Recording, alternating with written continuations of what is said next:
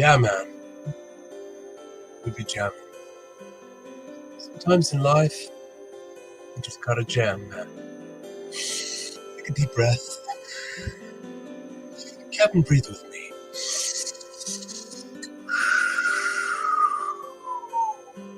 I need one breath from you, brother.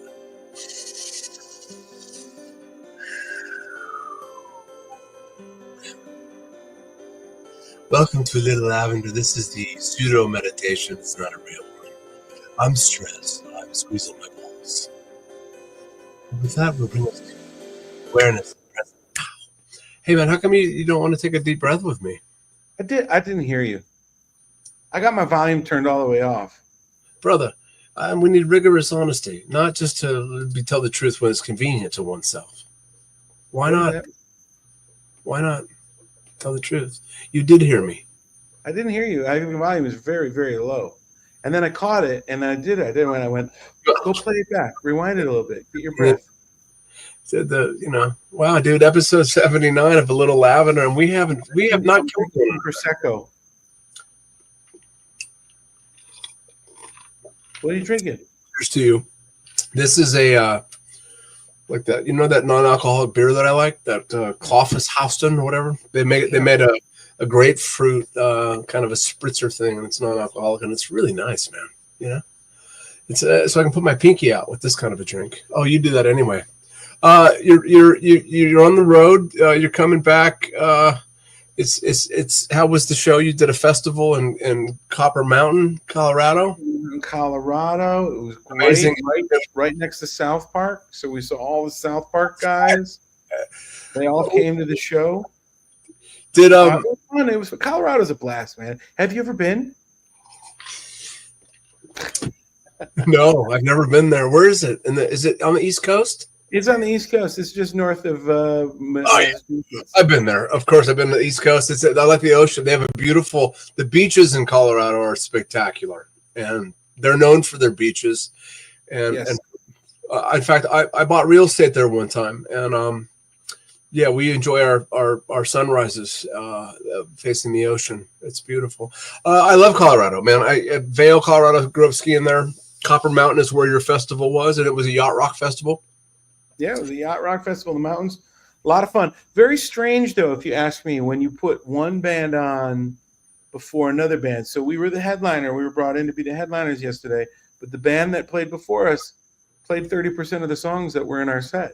Dude, I asked you before you were going on your trip. You told me it was a yacht rock festival. I said to you, is there any conversation about the set list? And you said, no, I don't care. We're the headliner. And so I thought it was a festival with multiple bands. I said, I don't care. We're the headliner.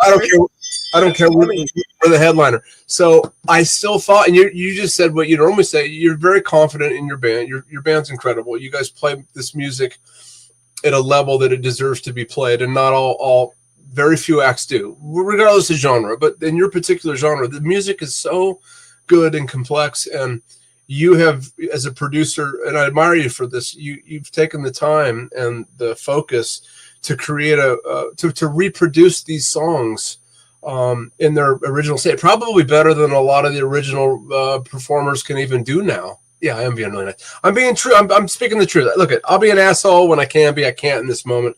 I said to you about that, and you go, no, we'll come out and we'll show them how they're supposed to be done. Did that prove to be true?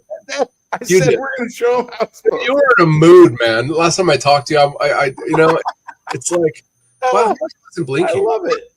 Yeah. So I don't know what was going on with you, but so were they good? Did you hear some of were you there on property when they were playing? Oh, man, listen, I give it up for anybody that gets up and tries to play this music. It's not easy, as you mentioned. And there's a lot of bands, there's a lot of yacht rock bands around America that have popped up. And, I won't mention names, because I think it's not right. But, certain people that might rhyme with Michael Shapiro send me videos of other yacht rock bands across America from time to time.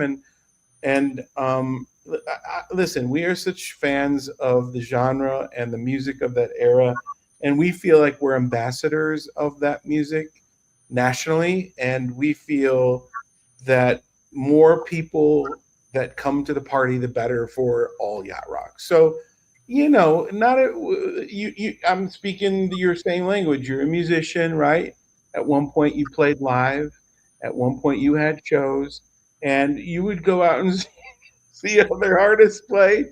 And we have feelings about, whether or not we think, other musicians are playing at a certain level or not quite at that level. Not that we want to knock people down or make them feel like they're not good for the effort that they put in, but there's just a different level of stuff right throughout.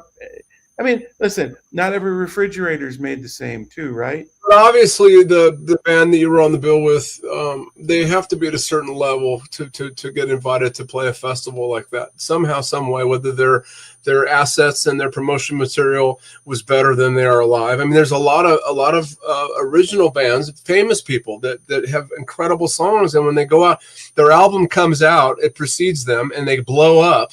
And then when they go out and start touring, they're green and they're not as good as the album. They eventually. I mean, let's just call it. If we really want to compare, there's a friend of mine who is the songwriter and lead singer of one of the bands we try to pay tribute to, called Ambrosia. And in my opinion, his voice is incomparable. He's got one of the best voices on the planet, and he wrote some of the most memorable songs in my life. Now, for whatever reason, he's no longer part of Ambrosia, and the other band members own the trademark of the name, and they're currently on tour as Ambrosia, without the voice of Ambrosia singing the songs. I saw them a couple of years ago, and they're not Ambrosia to me. And the guys might have been in the band and helped play on the records and were part of it. But vocalist, his identity. It's part of the identity. And that's just one aspect. And there's many bands like that now that are out in the world, not just in the yacht rock genre, but in even look at the band Smash Mouth. We know of the tragic story of the lead singer, and they're still out playing, and they've got a new voice. Well, Sublime. It's the voice of the original guy. He's Sublime. Right. Exactly. Right. Yep. Same thing. At least it's the son of him, right? He's the kid, and he kind of has a little bit like it, but right? It's one of those things. I mean, they're basically cover bands, right? That's the point. I mean, even Foreigner sometimes doesn't even have anybody that's original. And I think Foreigner missed a really big opportunity, and they should have called it Fivener. But that's just me, listen, sorry. We should say hi to people. Let's say hi to Patrick. Hold on, before we say hi to Denise and Patrick and is that Anita? Before we say that, I will almost form a Foreigner fucking tribute band because of that name, Kevin. Fivener is amazing. I just think. Can I be the bass player? Dude, you can be part of it you want, because we don't even have to be good. I don't want any responsibility. I just want to be a side guy in the band. I just want to be a partner. I just want to take some credit for coming up with well, hey guys, listen, I've been watching this stupid podcast. Murray Sawchuk, Celebrity Magician here. I've been watching this podcast for 80 episodes or some shit. I'm going to tell you right now, that's the best thing I have ever heard. Fivener is going to be the greatest Foreigner tribute band on the planet, and you guys don't even have to be good. All right, Murray Sawchuk, I'm no longer at the Stratosphere. Okay, bye. So I'm no longer at the Stratosphere. Goodbye. That's brilliant. Okay, say hi to everybody. We already said hi, but it's good. Yeah. Comment. So tell me, you've got news, right? Are you ready to share this stuff yet? What?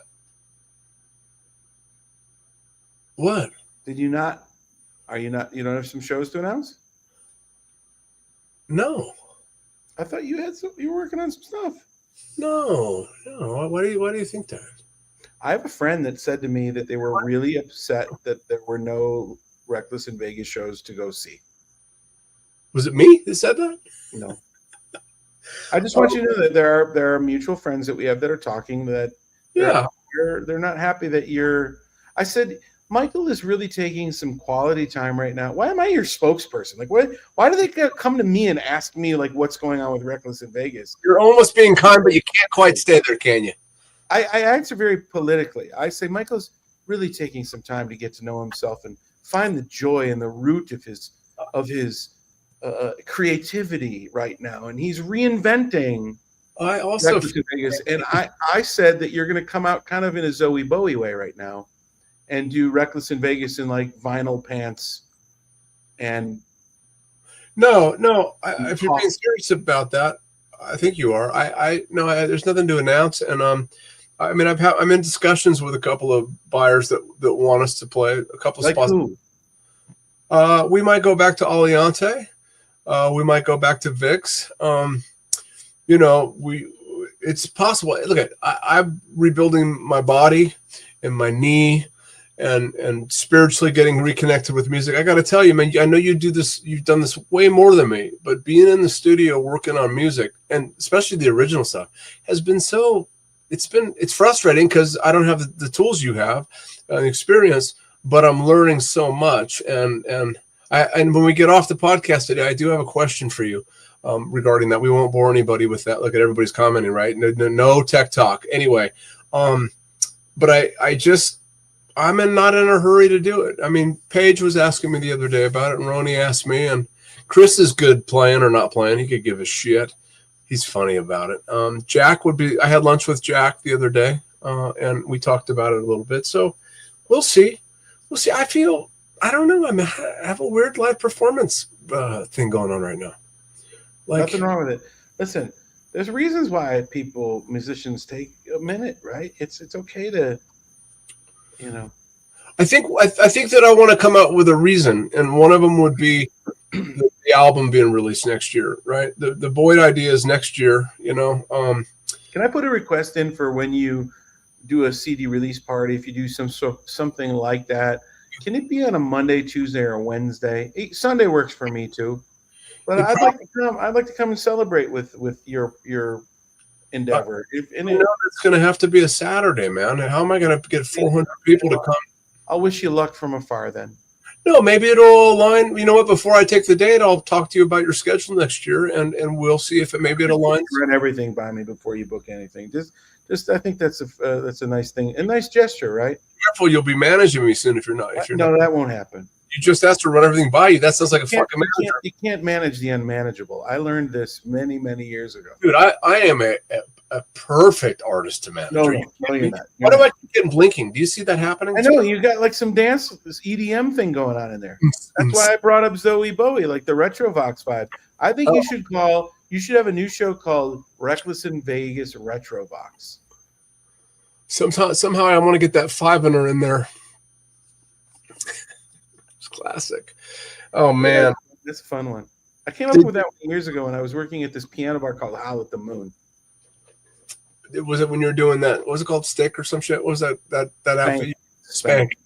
Yeah, but right before my oldest was born in the year 2000, 1999, I wasn't playing, but this Howl at the Moon dueling piano bar moved to my hometown, and they were looking for some local cats that wanted to sing and play piano, and I was like, my gosh, this is so. Did you meet Aaron? And I did it. It was a lot of fun. I had a lot of fun doing it. Was that where you met Aaron? No. Oh, I thought you met her at that doing that. A spank gig, but this is like I would play a dueling piano thing. Have you ever seen a dueling piano show?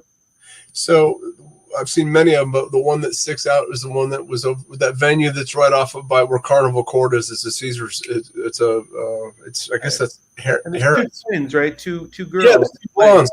Yeah. They were fantastic, and the banter was great. They just played in our room at 1923. Did they? Nice. Yeah, it was nice. Yeah, very cool. Huh. Great fingers. Is that that name would work for them too? Yeah. Is that a bunk bed that I see behind you?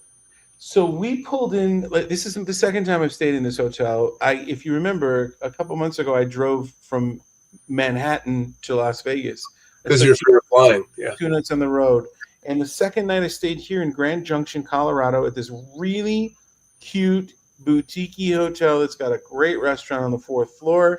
And when I was looking at availability for tonight, they had a room that has 2 king size bunk beds. So let me make this little Yeah. looky loo here. So, we got the little man with us tonight, and he was when I tell you, he ran in here like we got to Disneyland and climbed up on wouldn't even take his backpack off. He had a blanket, a backpack, his game system. He's climbing up, and I'm like, hey, let's take that off so you don't, break a knee like Uncle Michael did. And that could be romantic. What was that? A romantic evening for you and Aaron, though, with the kid up above. Is that what? A romantic evening for you and romantic. Let me show you how they take care of us here at the hotel. We walked in the room and they were like, Mr. Suker, we put a bottle of Prosecco on ice for you. We've got 2 bottles of wine they dropped off. They left this lavender fudge that's homemade. Are you celebrating something? Life. Oh, that's We're celebrating just trying our best at life and trying to be good to people and be kind friends and do what we say and say what we do. That's what we celebrate, Michael, every day. I sent this to you, right? About perspective. Yeah, you can fuck off with that text message. This is a great read. You can seem like a millionaire to one person and a homeless person to the next. The ants think you are a giant and the trees don't even notice you. You think you have a boring life, but the next person might be striving for your lifestyle. Comparison is the thief of joy. So stay kind and keep loving life. Life is all just a big game of perspective. And you're in a good perspective right now because you're appreciating the fudge and the wine and the air. How's the air there? Is it nice? It's clean. It's very, Denver. Like I woke up this morning, it was 48 degrees. Yeah, you're there in September. It feels different, obviously, from where we live. And beautiful, right? Beautiful though, right? I mean, is there? So it's September 2nd. Is there some fall starting? Is there any color? Very, very, very small. I mean, you wouldn't even be able to tell. The only reason I could tell is because you just asked me to look out the window, and there's the top of a couple of the trees that are looking like they're a little different color green than the others. Not the colors yet. There's not. You don't see any reds and oranges and well, you're the red. You're the red and the orange in this. Come on. Yeah. Yeah. Well, right on, man. Safe travels home. Thank you. And dude, I love that you're out doing what you're doing, man. Good for you. But should be the alternative because I don't have the patience to go back to school and get my undertaker's license. You could still do that. Listen, what do you think about doing that? What do you think about opening up a funeral home with me? I just need a silent money guy. You're that guy. The Lavender Spa that is going so well that I would. And listen, my calluses are gone. So beautiful. Like there's so much moisturizing that I do all day long in there. I feel like I've got hands of a young person. I don't know how to tell you this, but our Yelp rating had gone down, and I started to read some of the reviews, and they said the hairy bald guy with the calloused hands, we would prefer he not work there anymore. And I'm glad you brought that wasn't me. That's Brian Greenfarb. Brian doesn't work for us anymore. I fired him day one. No, I let him go. We found out how calloused his hands were, and the fact that he had hair growing on his palms, that gave a whole lot. And he was using his feet. He was doing this upgrade thing with his feet, and I thought that was not part. It's not our brand, man. You got to focus on the brand. What do you do? All right. Little Lavender, yeah, man. Love you, Jolie. We'll see you when we get back. Hey, we're going to the show together at the Myrons together, right? And dinner coming up real soon. We can't wait. We can't wait. It's funny. It's funny. What? Let's stay on a little bit longer because it's we're only at 20 minutes. So listen, here I am. I buy tickets to a show to support a local guy. I call you. You're my first person that I call, and you're not sure about it for whatever reasons. And so then you go, let me think about it. And then next time I talked to you 3 days later, I said, don't worry about it. We went ahead and asked Nikki and Nikki Scalera and Jamie. So we're going to be going to that particular show. We were disappointed because we wanted to have dinner with you, but we'll just have to figure out another dinner. Hey, eyes here, mister. Right here. Yeah. Oh, no. And my wife is texting me. She's upstairs in a restaurant. She's having dinner. She wants me to join. Yeah, well, it's okay. All right. Well, happy Tuesday to you. Sorry to our 2 fans that this was a little shorter than normal. Why do you always do that? Why do you always minimize how many people we have viewing, Seriously. I'm looking at the numbers. We've got 3 people watching us right now. Wow, he hung up on me. Thanks for tuning in to A Little Lavender. Apparently, we'll see.